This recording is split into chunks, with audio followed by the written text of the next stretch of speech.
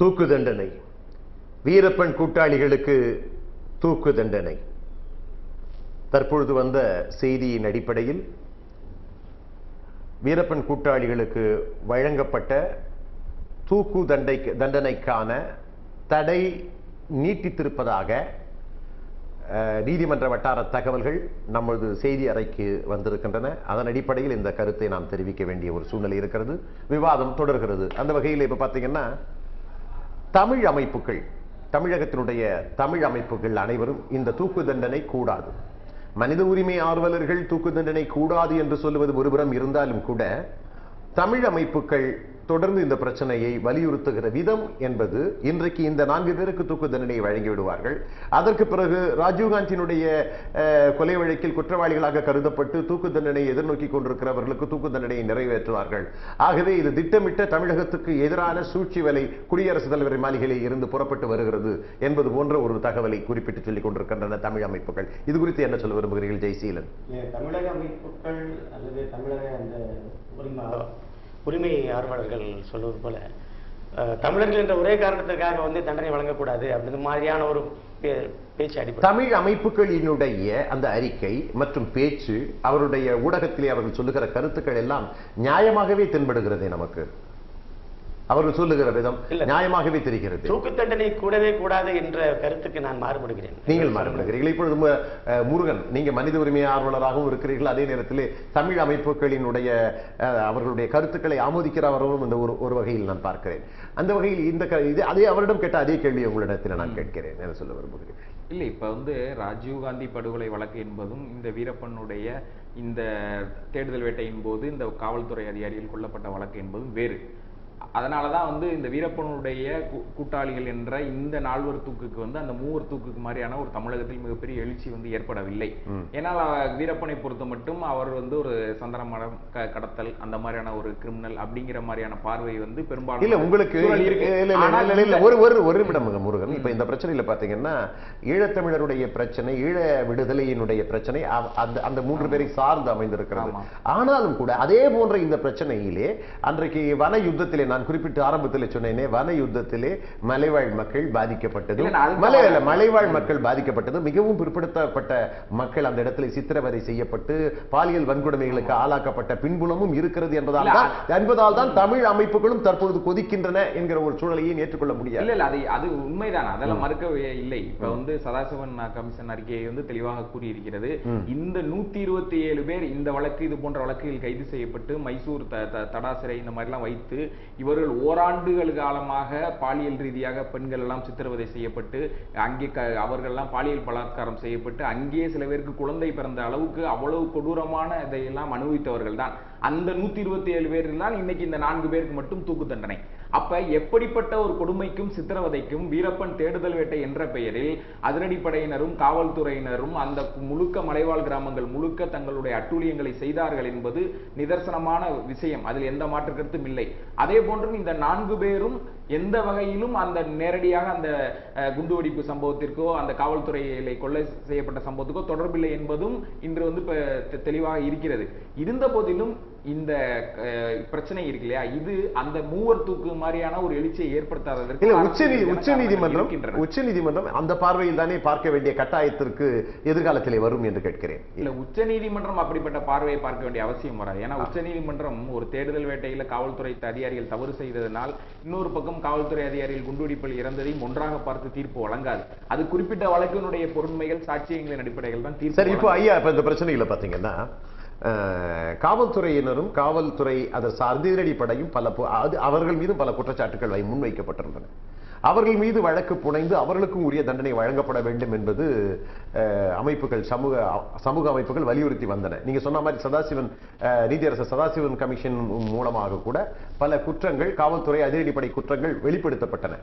ஆனால் இதுவரையில் அந்த தரப்பினர் மீது எந்த விதமான குற்றச்சாட்டு முன்வைக்கப்பட்டு கைது செய்யப்பட்டு சிறையில் அடைக்கப்பட்டது எதுவுமே அரசு செய்திருக்கிறது. ஒரு நீதிமன்றத்தினுடைய வழிகாட்டுதல். அதாவது இன்றைக்கு let us take it for the purpose of argument.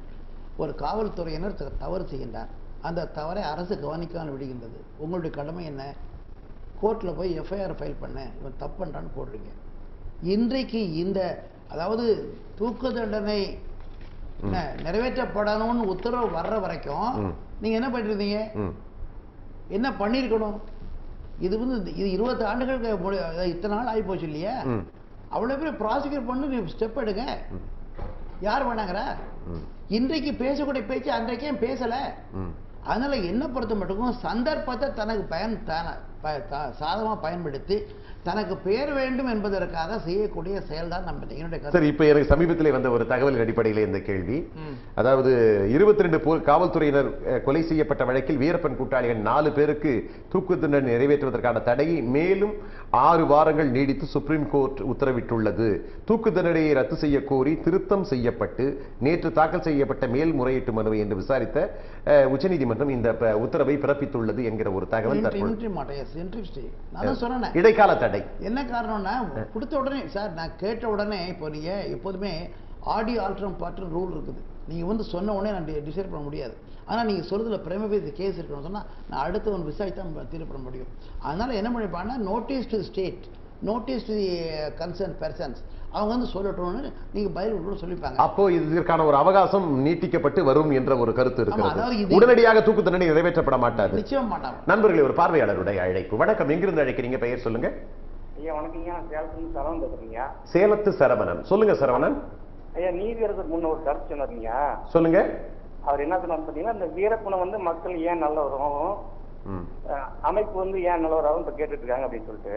சரி, அவர் வந்து நம்ம நல்லவரா நம்ம யாருமே ஏத்துக்கலீங்க. வீரப்ப வந்து சமூக செயல் செஞ்சாரு, அவர் சமூக இருக்காங்க. சரி, அது வந்து பாத்தீங்கன்னா வீரப்பனை பிடிக்க போற அப்படின்னு ஒரு தேடுதல் வேட்டைன்னு சொல்லி அந்த காவலர்களாம் செஞ்ச அட்டுழியத்துக்கு நமக்கு என்ன நியாயம் நீதி, அதுதான் நம்ம கேட்கறோம். காவல்துறை செய்த அட்டுழியத்திற்கு என்ன வழி என்று சொல்றீங்க, கேக்குறீங்க? ஆமா ஆமா. இல்ல, அதை பற்றி தான் நான் பேசிக் கொண்டிருக்கிறோம். இது குறித்து அரசு தரப்பிலும் எந்த பதிலும் இல்லை. மனித உரிமை அமைப்புகளும் சமூக அமைப்புகளும் இதற்காக அடிக்கடி கூட்டம் கூட்டிக் கொண்டிருந்தன. அதற்கு பிறகுதான் சதாசிவத்தினுடைய ஒரு கமிஷன் மூலமாக சில நிவாரணங்கள், அவர்களுக்கு இழப்பீடுகள் கொடுக்கப்பட வேண்டும் என்கிற ஒரு பிரச்சனை இருந்தது. தவறு செய்தவர்கள் மீது வழக்கு புனைய வேண்டும் என்கிற ஒரு நடவடிக்கையை அவர்களுக்கு சுட்டிக்காட்டி இருக்கிறார்கள். அதன் அடிப்படையில் அவர்கள் நடவடிக்கை எடுத்தார்களா என்பதுதான் ஒரு கேள்வியாக இருக்கிறது. இது குறித்து நான் நீதியரசரிடம் விளக்கம் கேட்கிறேன். நன்றி, நிகழ்ச்சியிலே கலந்து கொண்டு கருத்துக்களை வழங்கியமைக்கு. இப்போ அவருக்கு கேட்டிருக்காரு, இப்போ காவல்துறை செய்த தவறுகளுக்கு நடவடிக்கை ஏற்கனவே நான் கேட்ட கேள்வி அவர் கேட்டிருக்காங்க. காவல்துறையினர் பெரிய தவறுகளை, மிகப்பெரிய தவறுகளை செய்திருக்கிறார்கள். இப்போ இவர்கள் எந்த வகையில் குற்றம் சாட்டப்பட்டவர்கள் ஆதாரங்கள் இல்லை. ஆனால் காவல்துறையினர் செய்த குற்றங்களுக்கு போதிய ஆதாரங்கள் இருக்கின்றன. அதற்கு பெண்கள் வரிசையாக பெண்கள், கும்பல் கும்பலாக பெண்கள், கிராமமாக ஆண்களும் பெண்களும் வந்திருந்து அவர்களுக்கு இழைக்கப்பட்ட அநீதியையும் துரோகத்தையும், அதாவது அந்த வீரப்பன் தேடுதல் வேட்டையை சுற்றியுள்ள அத்தனை நூற்றுக்கணக்கான கிராமங்களில் இன்றைக்கு காவல்துறை செய்த அட்டுழியத்திற்கு என்ன பதில் என்கிற ஒரு கேள்விதான். நான் என்ன சொல்ல வரேன்னா, திரும்பவும் சொல்றேன், பேசிக்கா நீதிமன்றத்தின் கவனத்திற்கு இது நேரடியாக கொண்டு வரப்பட வேண்டும். நாங்கள் வந்து இது நடக்குதுக்காக வி கேனாட் சோ மோட்டோ எடுத்துட்டு பண்ணுறாங்கன்னா, அதை இப்போதான் ஓரளவுக்கு என்ன பண்ணுறாங்கன்னா, நம்ம நீதிமன்றத்தில் சோ மோட்டோ ஆக்ஷன் எடுக்க ஆரம்பிச்சிருக்காங்க. பள்ளியில் வந்து இந்த குழந்தை விழுந்த உடனே சோ மோட்டோ ஆக்ஷன் எடுக்கிறாங்க. இது வேறு வந்து குளத்தை எடுக்கணும், சோ மோட்டோ ஆக்ஷன் எடுக்கிறாங்க. இது போல வந்து இப்போ சமூக சூழ்நிலைக்கு ஏற்றபடி மாற்றிட்டு வர்றாங்க. ஆனால் எங்களுக்கும் அதிகாரம் இருக்கிறது, எங்களுக்கும் சமூக பார்வை இருக்கிறது என்று நீதியரசர்கள் சுமூகமாக இந்த பிரச்சனையை கொண்டு வருகிறார்கள். ஆனால் இன்றைக்கு வீரப்பன் தேடுதல் வேட்டையில் எத்தனை கிராமங்கள் பாதிக்கப்பட்டன? அதான் சொல்ல வரேன். அதை பற்றி அவர்களுக்கு கவனத்துக்கு கொண்டு செல்ல வேண்டும். ஏன்னா பார்த்ததான் நான் பண்ண முடியாது. Please understand. One of the thing, ஒரு தியரியே இருக்கு. சப்போஸ் நான் நீதியரசர் பணியாற்றிருக்கும் நான் போறேன், ரோட்ல ஒருத்தர் சுடுறான், அதை கண்ணால பார்த்துட்டு இருக்கேன், I cannot take action against. உண்மை, ஐயா சொன்னதை கருத்தில் வைத்துக் கொள்வோம். அதாவது இம்மாதிரியான தேடுதல் வேட்டையில் பாதிக்கப்பட்ட மக்களில் பல அமைப்புகள் நீதிமன்றத்திற்கு சென்று முறையிட்டன. நான் கேட்கிறேன், ஐயா முறையிட்ட மாதிரி இல்லை, நிறைய முறையிட்டு இருக்கின்றன, வழக்கு போட்டிருக்கின்றன. அதற்கெல்லாம் என்ன தீர்வு அமைந்திருக்கிறது என்பது உங்களுக்கு தெரியும். அதாவது இந்த மாதிரியான முறைகள்ல முறையிடும் பொழுது ஏதாவது இந்த மாதிரி கமிஷன் மாதிரியான விஷயங்கள் வந்தோடனே அப்ப அவர்கள் தீர விசாரிக்கட்டும் என்ற வகையில் அது வந்து முடிவாகப்படுது. சரி, அப்ப அந்த கமிஷனுடைய பரிந்துரைகள்ல இந்த உயரதிகாரிகள் இருந்து காவல்துறையில் கடைநிலை ஊழியர்களை தவறு செய்தவர்கள் மீது துறை ரீதியாக நடவடிக்கை எடுங்கள், விசாரணை செய்யுங்கள் என்று அவர்கள் வந்து தீர்ப்பு அந்த மாதிரியான ஒரு அறிக்கையை வழங்கி விடுகிறார்கள். அந்த இழப்பீடு போன்ற விஷயங்கள் மட்டும் பிரதானப்படுத்தப்படுகிறது. அதை அரசு ஏதோ கொடுத்தோ இல்ல கொடுக்காமலோ அப்படியே வந்து அதை பிரச்சனையை பூசி முழுகிறதான் பார்க்கிறதே தவிர தவறு செய்த அதிகாரிகளை தண்டிக்கப்பட வேண்டும் என்ற ஒரு உண்மையான நோக்கம் அரசுக்கு இல்லை. அதிரடிப்படை தலைவராக இருந்த விஜயகுமார் பல குற்றங்களை இழைத்ததாக மனித உரிமை அமைப்புகளும் அதே நேரத்தில் பாதிக்கப்பட்ட பொதுமக்களும் மலைவாழ் மக்களும் அந்த பிற்படுத்தப்பட்ட மக்களும் அதிரடி தலைவர் மீதே ஏராளமான புகார்கள் கொடுக்கப்பட்டது. ஆனால் அரசு என்ன செய்தது என்று சொன்னால் இவர்களுக்கு தூக்கு என்று வருகிற பொழுது இந்த தவறுகளை இன்றைக்கு இவர்களை காட்டிலும் கூடுதலாக அதிகமாக செய்தது காவல்துறை அதிரடிப்படை என்று வருகிற பொழுது அவர்களுக்கு விருதுகளையும் பட்டங்களையும் கொடுத்து கௌரவித்தது என்பதை நாம் மறந்துவிட முடியாது. இது உங்களுக்கு தெரியும் இல்லையா? அதே நேரத்தில் இதே முதலமைச்சர் மாண்புமிகு தமிழக முதலமைச்சர் செல்வி ஜெயலலிதா அவர்கள் இன்றைக்கு வீரப்பனை சுட்டு வீழ்த்தியதற்கு பிறகு அன்றைக்கு அந்த அதிரடிப்படையிலே இருக்கக்கூடியவர்களுக்கெல்லாம் காணி நிலங்களை பரிசீலித்ததும் அதற்கு பிறகு வீடுகள் அவர்களுக்கு வழங்கியதும் உங்களுக்கு கருத்து பிரகாரம் வந்து ஒரு போலீஸ்காரர் வந்து ஒரு திருடனை பிடிச்சானா அவனுக்கு வந்து பரிசு கொடுக்கக்கூடாது, அவனை உதைக்கணும். அதான் அர்த்தம். பரிசு கொடுக்கவில்லை, இல்ல பதக்கம் கொடுத்தது முறை. நான் கேட்கிறேன், தங்க பதக்கமடா தமிழக முதலமைச்சர் கையால் கிடைக்குமடா என்று சொன்னால் சரி. ஆனால் அது வித்தியாசம். ஒரு நிமிஷம் நான் சொல்லிடுறேன். என்ன சொல்றீங்கன்னா அவர்கள் பண்ற தவறு வந்து கமிஷன் லேட்டஸ்ட் ஃபைன் சொல்றாரு, ஃபைண்டிங் கொடுத்துருக்காங்க, ஆக்ஷன் சொல்லியிருக்காங்க. சப்போஸ் ஆக்ஷன் அந்த matter win to supreme court, please understand that. இந்த ஆக்சுவலாக ராஜேந்திர பாபுன்னு இருக்க தலைமை நீதியாக உச்சநீதிமன்றம் இருந்தவர் முன்னால இந்த வழக்கு வருது. அவர் தான் காமன் கொடுக்கணும்னு ஆர்டர் பண்றாரு. அங்கே போய் கேட்க வேண்டிய கடமை யார்கிட்ட கடமை? ஐயா நான் சொல்றேன், நீங்க இல்ல நீங்க ஒரு அரசாங்கம் வந்து அவார்டு கொடுக்கலாம், விருது வழங்கலாம், அவார்டு கொடுக்கலாம், தவறு கிடையாது. ஆனால் வீரப்பனை கொன்றதற்கு பிறகு இதுவரையில் எந்த காவல்துறையினரும் பெற்றிராத அளவிற்கு அள்ளி கொடுக்கப்பட்டது. அதாவது எப்போதுமே மேடகம் ஓட தப்பா சொல்ல எதையுமே சாதாரணமா வந்து சொல்லுவாங்க. ஒரு திரும்ப இருக்கிறத வந்து 4 பக்கம் போகும்போது அவங்க பெண்ணை அழகா அறம் கொண்டு போவான்னு சொல்லுவாங்க. உண்மை என்னன்னு கண்டுபிடிக்க வேண்டிய எங்கள்கிட்ட கடமை. உண்மை என்னன்னு வந்தாலும் கண்டுபிடிக்க முடியும். உண்மை இருக்கலாம். இப்ப நாங்க இதுக்கு தடை கோரவில்லை. விஜயகுமாருக்கு கொடுக்கப்பட்ட வீடுகளை திரும்ப பெறுதல் என்பதோ அல்லது காவல்துறையினருக்கு கொடுக்கப்பட்ட வீடுகளை திரும்ப பெறுவது. விஜயகுமார் சொல்றீங்களா, இப்போ வந்து இந்த நீதிமன்றம் இன்றைக்கு அதாவது மைசூர்ல கேஸ் நடக்குது. ஸோ கர்நாடகாவில் நடந்துட்டு இருக்குது. இப்ப கர்நாடக கோர்ட்ல இது மாதிரி கம்ப்ளைண்ட் பண்ணிருக்கணும்ல. கண்டிப்பாக. ஏன் பண்ணல? இதே வழக்கில் சொல்லிருக்கலாம்ல. இல்ல இது குறித்து நான் தொடர்ந்து உங்ககிட்ட நிறைய கேள்விகள் இருக்கிறது. ஒரு பார்வையாளருடைய அழைப்பு. வணக்கம், எங்கிருந்து அழைக்கிறீங்க? பெயர் சொல்லுங்க. ஹலோ, வணக்கங்க. சொல்லுங்க ஐயா, பெயர் என்ன, எங்க இருந்து பேசுறீங்க? என் பேர் தயாளுங்க. தயாளன்? தயாளன் கொஞ்சம் உரக்க பேசுங்க. என்னோட பேர் தயாளுங்க. சொல்லுங்க தயாளன். அதாவது நான் ஒரு நீதியாளர்கிட்ட கேள்வி கேட்க வேண்டிய கேள்வி. இந்த மாதிரி நீதிகள் ரொம்ப தள்ளி போயிட்டே இருக்கு இல்லையா? இப்போ தூக்கு வந்து இப்போ 20 வருஷம் பொறுத்து போடுறதுனால தானே இந்த கேள்வி வருது. சரிங்க. இவங்க கோர்ட் டிலே பண்றதுனால இந்த பிரச்சனைகள் வருது. நீங்க அரபு நாடுகள் மாதிரி உடனுக்குடன் வந்து தண்டனை கொடுத்துறீங்க இல்லையா? உடனுக்கு இல்ல சார். இப்போ வந்து இது வந்து அதாவது மறுக்கப்பட்ட இது வந்து இவங்க பாதிப்பு உள்ளான ஆளுங்க வந்து இவங்க வந்து ஆக்சுவலா வந்து இவங்க அக்யூஸே கிடையாது. இல்ல நீங்க அக்யூஸ்டே இல்லன்றீங்க. ஆமா, குற்றவாளிகள் இல்லன்றீங்க. ஆமா, குற்றவாளியே கிடையாது. ஏன்னா அவங்க வந்து கர்நாடக மக்களை வந்து சாட்டிஸ்ஃபேக்ஷன் பண்றதுக்காக வந்து இவங்க சேர்க்கப்பட்ட ஆட்கள் இவங்கலாம். சரி, யாராவது சேர்க்கப்பட்ட ஆளு. இன்னொன்னு இவங்க கேட்கலாம் இல்லையா, ஏன் ஜனாதிபதி கிட்ட வந்து இவங்க கரெக்ட் பண்ணி ஏன் இவங்க டிலே ஆகுது அப்படின்ட்டு அந்த கோர்ட் அவங்க கோர்ட் சுப்ரீம் கோர்ட் கேட்கலாம் இல்லையா? இது மாதிரி பண்றதுனால தானே மக்கள் பிரச்சனை பண்றாங்க. அந்த ஒண்ணு தீர்ப்பு வந்து வழங்கப்பட்ட தீர்ப்பு வந்து உடனே கூட அந்த தீர்ப்பை நிறைவேறணும், இல்லைன்னா இல்லன்றது தெரிஞ்சிடணும் இல்லையா? இல்ல ஒருவேளை கருணை, அதாவது ஒருவேளை வந்து குடியரசுத் தலைவர் கருணை மனுவை ஏற்றுக்கொண்டு மன்னிப்பு கிடைக்கலாம் என்கிற எதிர்பார்ப்பில் கூட இன்றைக்கு குற்றம் சாட்டப்பட்டவர்கள் காத்திருக்கலாம். அதில் அவர் பக்கத்திலே நியாயம் இருக்கிறது. அதே நேரத்தில் அது அப்பவே தெரிஞ்ச அந்த பிரச்சனை இல்லைங்களா? ஏன் இவங்க இவ்வளவு டிலே பண்றதுனால இந்த மாதிரி பிரச்சனைகள் வருது? ஏற்கனவே நீதிமன்றங்கள் தீர்ப்புகளை தந்து விட்டது. அதன் அடிப்படையில் சட்ட ரீதியா இந்திய அரசியலமைப்பு சட்டத்தின் அடிப்படையில் குடியரசுத் தலைவர் தான் முடிவெடுக்க வேண்டும். அவர் எவ்வளவு காலம் எடுத்துக் கொண்டிருக்கிறார் என்பதை கேள்வி கேட்க முடியாது என்கிற ஒரு சூழ்நிலை இருக்கிறது. இது குறித்து நீதியரசர் என்ன பதில் சொல்லுகிறார் என்று நான் பார்க்கிறோம். நிகழ்ச்சியில் கலந்து கொண்டமைக்கு நன்றி, வணக்கம். அதாவது 20 ஆண்டுகள் ஆயுள் தண்டனை, இதுக்கு நிறைய இப்போ உச்சநீதிமன்றத்தில் இருக்கக்கூடிய நிலுவையில் இருக்கக்கூடிய ஒரு பிரச்சனை கூட. உங்களை போன்ற நீதியரசர்கள் தங்களுக்கு தோன்றியதெல்லாம் ஏதாவது தீர்ப்பாக வழங்கி விடுகிறீர்கள். இன்னும் சொல்றேன், என்ன விட்டுருக்க, I am not talking Vallinayagam. நீதித்துறையை பத்தி ஒரு தவறான கருத்து மக்களிடையே வருமானால் நீதிமை இருக்கிற நம்பிக்கை குறைந்து விடும். UK குறைஞ்சு வந்துட்டு நீங்க கேடையும் கொண்டு அதை காக்கிறீர்கள். நிச்சயமா அது கடமை. அது மட்டுமல்ல, இன்னொன்று சொல்ல, அதாவது சொல்ற மாதிரி இன்றைக்கு வந்து நீதியில் இருந்து அதாவது ஓய்வு பெற்ற பின்பு தன்னுடைய கருத்தை மாற்றி நான் செய்ய தப்புன்னு சொல்லக்கூடிய அளவுக்கு நாடு போயிருச்சு. ஆயுள் தண்டனை என்பது 12 ஆண்டு காலம் என்று வரையறுக்க. நான் என்ன செய்ய எப்படி பண்ணிருக்கணும் தெரியுமா? இல்ல ஐயா, நான் ஒரு தயவு கேட்கிறேன் இதுக்கு மட்டும். ஆயுள் தண்டனை என்பது 12 ஆண்டு காலம் என்று வரையறுக்கப்பட்டது.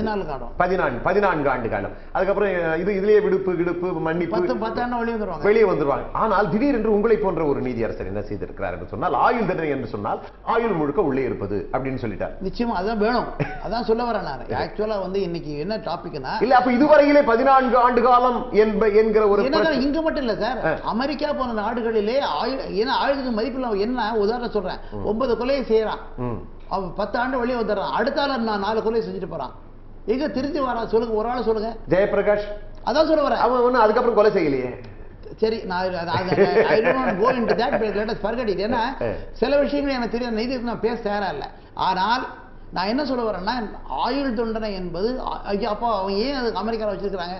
என்ன சொல்றேன்னா, மரண தண்டனை வேண்டாம் என்றால் இப்போ ஒருத்தருக்கு வந்து 3 நான் இப்ப ஐரோப்பிய சட்டத்துக்கு தாவ விரும்பவில்லை. நம்ம ஏற்கனவே இந்திய அரசியலமைப்பு சட்டத்தின் அடிப்படையில் ஆயுள் தண்டனை என்பது 14 ஆண்டு காலம் என்று வரையறுக்கப்பட்டு அதன் அடிப்படையில் பல பேர் விடுவிக்கப்பட்டிருக்கிற வரலாறு. அதே சமயத்தில் 2 ஆண்டு தண்டனை சுப்ரீம் கோர்ட்டே 3 லைஃப் தண்டனை கொடுத்துருக்காங்க. இப்போ latest the trend is changing.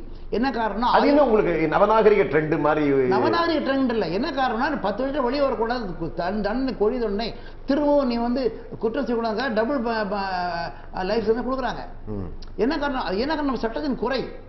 நம்ம சட்டத்துல இன்னும் ஆயுள் தண்டனை சார், வேர்ட் இஸ் லைஃப் இம்ப்ரிசன்மென்ட். என்னது அர்த்தம் அதுக்கு? இல்ல இப்போ நீதிபதிகள் எந்தவித திருத்தங்களும் இல்லாமல் திடீரென்று 2 ஆயுள் தண்டனை 3 ஆயுள் தண்டனை இல்ல. திருத்தம் அதாவது சொல்லுங்க சார், அதாவது குற்றத்தின் அடிப்படையிலே கொடுமையான குற்றம் இருக்கின்ற பொழுது லைஃப் சென்டென்ஸ் மீனிங் என்ன?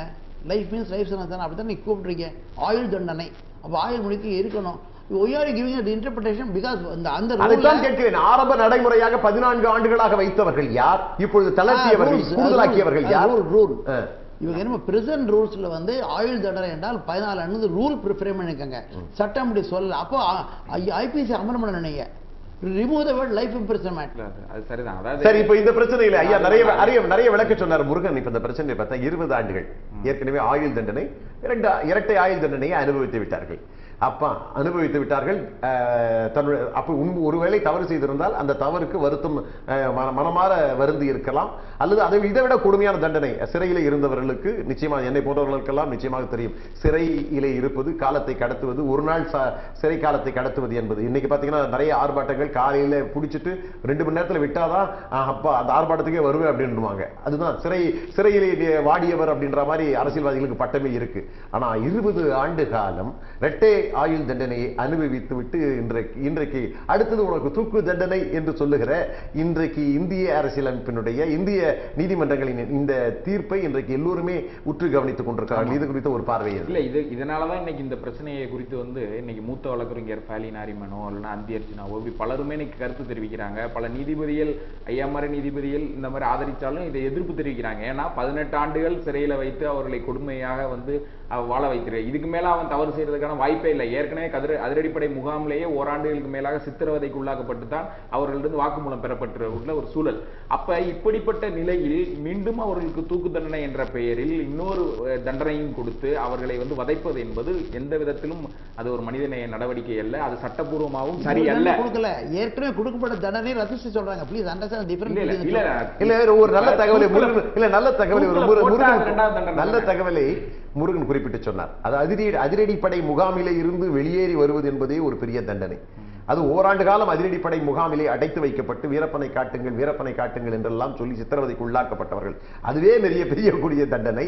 அந்த ஓராண்டு கால முகாமிலே இருந்து வந்ததற்கு பிறகு 20 ஆண்டு கால தண்டனை. அதற்கு பிறகு இல்ல சார், ப்ளீஸ் அண்டர்ஸ்டாண்ட். 17 ஆண்டுகள் சிறையில் இருந்திருக்கிறார்கள். அதற்கு யார் பொறுப்பு?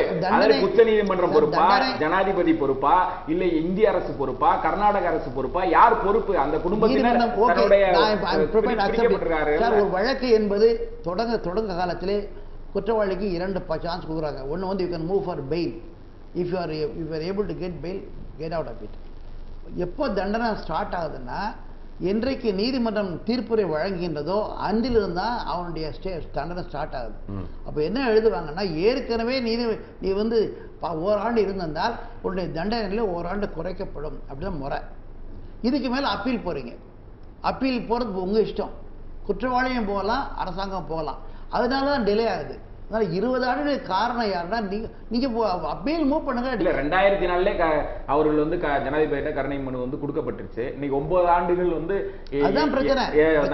போடப்படுவனா வேண்டாமா, நான் எப்ப சாவேன்னு ஒரு ஆள் எதிர்பார்த்து இருப்பது வந்து இது எந்த இந்திய தண்டனை சட்டம் இப்படிப்பட்ட தண்டனையை சொல்லி இருக்கு? அதான் சொல்லி அதை விட ஒரு நீதிமன்றத்துக்கு மனிதாபிமான பார்வை இருக்கிறதா என்கிற ஒரு கேள்வி இருக்கிறது. இல்ல see please constitution இருக்கிறதா என்று நிச்சயமா இருக்கு. ஏன்னா காரணம் கான்ஸ்டிடியூஷனா ரெண்டாவது ஜஸ்டிஸ் சோஷியல்ங்கிற வார்த்தை யூஸ் பண்றான். சரி, அப்படி என்றால் இன்றைக்கு மரணத்தின் விளிம்பிலே இருக்கக்கூடியவருடைய குடும்பங்கள், அவருடைய சூழல்கள், நீங்க ரெண்டாவது பாருங்க, மரணத்தின் விளிம்பில் இருக்கும் பண்ண குற்றம் இது சரியா பாருங்க. அவர் பண்ணிய குற்றத்தின் பலன் என்ன, அந்த பலனும் முக்கியமா, அந்த தப்பு அதனால பாதிக்கப்பட்டவங்களோட பலன் என்ன, ரெண்டையும் சேர்ந்து டிசைட் பண்ணுங்க. இப்போ நீங்க சொல்றீங்களா, இப்போ 3வது நிலை போயிருச்சு. என்ன காரணம்னா, அவர் முருகன் சொன்ன மாதிரி ஒரு மன உளைச்சல், இன்று சாவான நாளை சாவான மன உளைச்சல் ஏற்பட்ட பின்பு அது செத்ததுக்கு அடையாளம். அதனால கர்ண காட்டுகள் உச்ச நீதிமன்றம் வந்து கொஞ்சம் இறங்கி வந்திருக்குது. சரி, அரசு பயங்கரவாதத்தினுடைய அந்த அட்டுழிய பக்கங்களை நீங்கள் புரட்ட மாட்டீர்கள். உங்கள் முன்னாலே குற்றவாளிகள் என்று கருதப்பட்டவர்களை கொண்டு முடியும். அப்ப நீதி வேலையில் நீங்க பேசுறீங்க, அப்படிதான் எங்க பண்ண முடியும்னா பண்ணல சார், சட்டம் அப்படிதான் பண்ண முடியும் அப்படின்றீங்க. எங்களுடைய நான் இல்ல சார், நீங்க நாளைக்கு சட்டத்தை மாத்துங்க, எங்களுக்கு பவர் கொடுங்க. நாளைக்கு ரோட்ல தப்புன்றான், அங்கேயே கன்வின்ஸ் பண்ணுங்க. we are prepared to convict him on the day on which he commits the offense. இல்ல, சட்டத்தினுடைய எந்த விளிம்பையும் தவறாதவர்கள், வரம்பரைக்குட்பட்டு தான் செயல்படுபவர்கள் என்று உங்களை நிச்சயமாக அப்படிலாம் சட்டத்துக்கு மதிப்பே இல்லை சார். நான் பண்ணல, இது வந்து பிரிட்டிஷ் காலத்துல இருந்து வந்த காரணம் இது. நான் சொல்ல இன்றைய காலோட சட்டத்தை மாத்துங்க.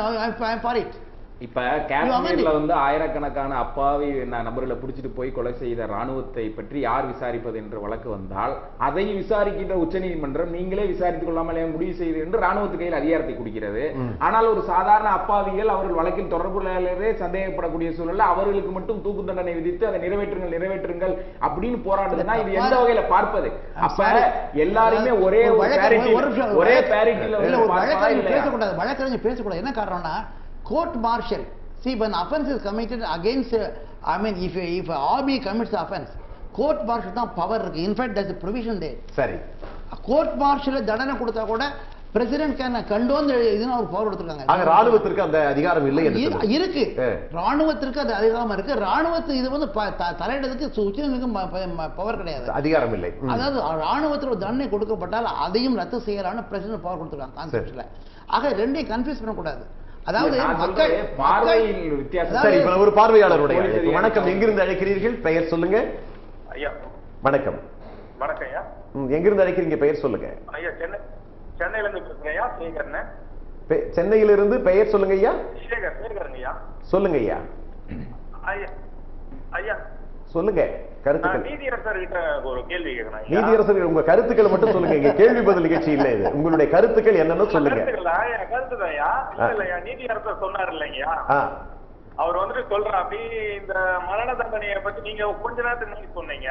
ஒரு நீதிபதியுடைய மனநிலையை பொறுத்துதான் அந்த தண்டனை இருக்கும் ஐயா. சரி, இப்போ நீதியரசர் கிருஷ்ணருக்கு 98 வயசு ஆகுதுங்கய்யா.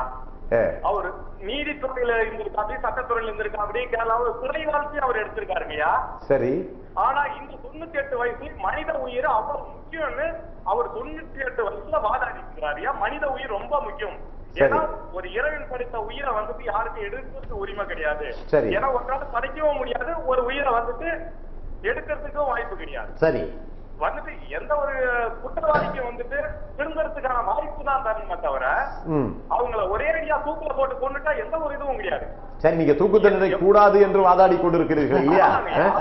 137 நாள் தூக்கு தண்டனையே ரத்து பண்ணிருக்காங்க. நீங்க உங்க மனிதத்தன்மை இருக்கிறது, ஆகவே மரண தண்டனை கூடாது என்று கதறி கொண்டிருக்கிறீர்கள். எத்தனையோ தண்டனை இருக்கு. நன்றி நன்றி, வணக்கம் வணக்கம் வணக்கம் வணக்கம். பொதுவாக பாத்தீங்கன்னா இப்போ சட்டத்தின்படி செயல்பட்டது சரி என்று உங்களுடைய கருத்தை நீங்கள் இருக்குது. நீங்கள் நீதியரசராக ஒரு கருத்து இந்த பேப்பர் இந்த கருத்து என்னன்னா, ஒரு அரசியல் தலைவர் பேரை சொல்ல விரும்பல, என்ன சொல்லியிருக்காரு, அமெண்ட் ஐபிசி, மரண தண்டனை ஒழிக்கப்படும் பேசி பிரயோஜனம் இல்லை, நீதிமன்றத்தில் நீங்கள் ஆர்கியூ பண்ணி பிரயோஜனம் இல்லை, அரசியல் பார்லிமெண்டத்தில் ஒரு சட்டம் கொண்டு வந்து இன்றைய சூழ்நிலையிலே மரண தண்டனை என்ற வார்த்தையை எடுத்து விடுங்கள் அப்படின்னு சொல்லியிருக்காங்க. அது நீங்கள் சொன்ன மாதிரி யுனைடெட் நேஷன்ஸ் இவ்வளோ பண்ணியிருக்காங்க, எல்லாரும் நீங்கள் ஃபாலோ பண்ண சொல்லுங்க. அது பண்ணினீங்கன்னா ஐ கேன் அண்டர்ஸ்டாண்ட். அது இருக்கிற வரையில் இப்படிப்பட்ட நிகழ்வுகள் இருக்கத்தான் செய்யும். அதே சட்டத்தை நாங்களே மீற சட்டத்தை. நண்பர்களே, நாம் நிகழ்ச்சியினுடைய நிறைவு பகுதிக்கு வந்திருக்கிறோம்.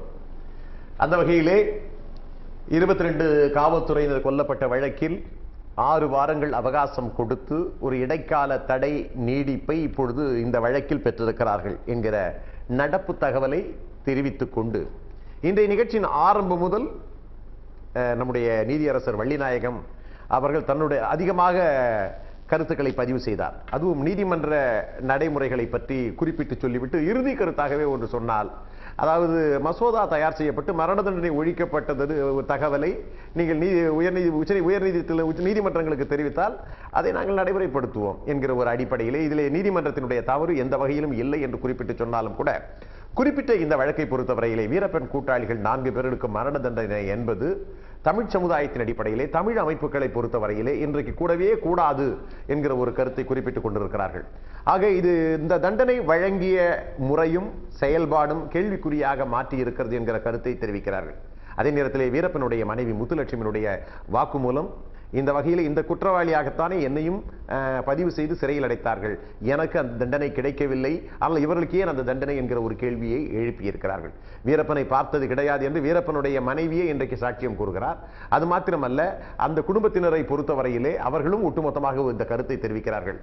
குடும்பத்தினுடைய கருத்து ஏற்றுக்கொள்ள முடியாது என்று நீதிமன்றம் கருதி இருந்தாலும் கூட, ஏற்கனவே இந்த பிரச்சனையில் தீர விசாரணை செய்ததற்கு பிறகுதான் இந்த தீர்ப்பு வழங்கப்பட்டிருந்தாலும் கூட 20 ஆண்டு கால தண்டனை, 20 ஆண்டு கால கடும் தண்டனையை அனுபவித்துவிட்டு மீண்டும் தூக்கு தண்டனையை எதிர்கொள்ள வேண்டிய ஒரு கட்டாயத்திற்கு தள்ளப்பட்டிருக்கிற இவர்கள் இந்த பிரச்சனையில் ஏற்கனவே சதாசிவம் நீதியரசர் சதாசிவம் கமிஷன் உடைய நியமனம் செய்யப்பட்டு அதன் அடிப்படையில் அதிரடிப்படை மற்றும் அந்த பகுதியினுடைய காவல்துறை செய்த அட்டூழியங்கள் பட்டியலிடப்பட்டு அது உறுதி செய்யப்பட்டு அதன் அடிப்படையிலே இவ்வளவு பெரிய கொடுமையான செயல்பாடுகளை செய்திருக்கிறது என்கிற கண்டனத்துக்கு ஆளாகி இருக்கிற காவல்துறை, அது கர்நாடக அதிரடிப்படையாக இருந்தாலும் சரி, தமிழக அதிரடிப்படையாக இருந்தாலும் சரி, 2 மாநில காவல்துறையாக இருந்தாலும் சரி, இவ்வளவு அட்டூழியங்களை செய்திருக்கிறார்கள். அந்த பட்டியல் ஒன்றுமே வரவில்லை. ஆனால் இந்த பிரச்சனையில் இவர்களுக்கு உடனடியாக மரண தண்டனை வழங்கப்பட்டிருக்கிறது. குறிப்பாக குடியரசுத் தலைவர் பிரணாப் முகர்ஜி அவர்கள் பதவியேற்ற காலத்திலிருந்து ஒன்றன் பின் ஒன்றாக அடுக்கடுக்காக நிலுவையிலே இருந்து கொண்டிருக்கக்கூடிய அத்தனை கருணை மனுக்களையும் நிராகரித்துக் கொண்டிருக்கிற இந்த தன்மை சற்று வித்தியாசமான பார்வையுடன் பார்க்க வேண்டிய ஒரு சூழல் இருந்தாலும் கூட, இந்த பிரச்சனையில் தமிழக சட்டப்பேரவையில் எப்படி சாந்தன் பேரறிவாளன் முருகனுடைய தூக்கு தண்டனையை எதிர்த்து தமிழக சட்டப்பேரவையிலே ஒரு தீர்மானம் நிறைவேற்றினார்களோ, அதை போல ஒரு சட்டமன்ற தீர்மானம் வர வேண்டும் என்று தமிழகத்தினுடைய விருப்பமாக, தமிழக அமைப்புகளுடைய விருப்பமாக இது அமைந்து கொண்டிருந்தாலும் கூட, சற்று ஆறுதலாக சுவாச காற்று விடுவதற்கு அவகாசத்தை அளித்து நீதிமன்றம் தற்பொழுது ஒரு இடைக்கால தடையை விதித்திருக்கிறது. ஆகவே தள்ளி போயிருக்கிறது, இந்த தூக்கு தண்டனை தள்ளி போயிருக்கிறது. அதனுடைய தூக்கு தண்டனை தூக்கு கயிற்றினுடைய விளிம்பிலே இருந்து தற்காலிகமாக இவர்கள் தப்பித்திருந்தாலும் கூட நீதிமன்றமும் இந்த பிரச்சனையில் மறுபார்வை பார்க்க வேண்டிய அவசியம் கட்டாயம் குறித்து ஆராயவர்களா என்பதை பொறுத்திருந்து பார்ப்போம். அந்த வகையில் அறத்தின் கைகள் உயரட்டும், அறிவு கூர்வால் சுழலட்டும், மக்கள் புரட்சி வெடிக்கட்டும். உரிமை குரல் உங்களுக்காக, தமிழ் சமூக மக்களுக்காக இன்னும் பல்வேறு பிரச்சனைகளுடன் தொடர்ந்து பாயும்.